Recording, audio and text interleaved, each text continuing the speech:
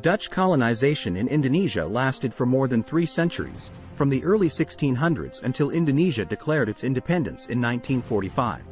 The colonization was driven by a combination of factors, including economic, political, and strategic considerations.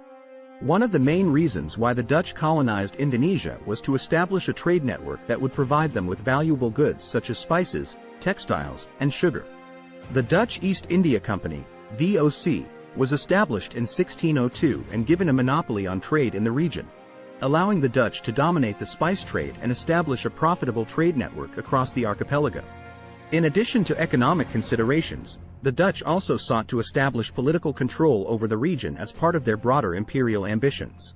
The Dutch gradually expanded their presence in Indonesia over time, establishing colonies in key areas and implementing policies aimed at consolidating their power. The Dutch implemented a system of indirect rule in Indonesia, relying on local rulers and elites to govern on their behalf. This allowed the Dutch to maintain control over the archipelago while minimizing their own direct involvement in governance and administration. However, the Dutch colonization of Indonesia was also marked by a range of repressive policies and practices, including the forced labor of millions of Indonesians, the confiscation of land and resources, and the suppression of resistance and dissent. These policies led to widespread poverty and exploitation, and contributed to the growth of nationalist sentiment and the eventual struggle for independence.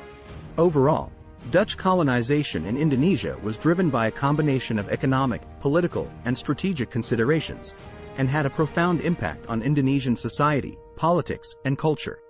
The legacy of Dutch colonization is still felt in Indonesia today, with many Indonesians viewing it as a period of exploitation and oppression in their country's history.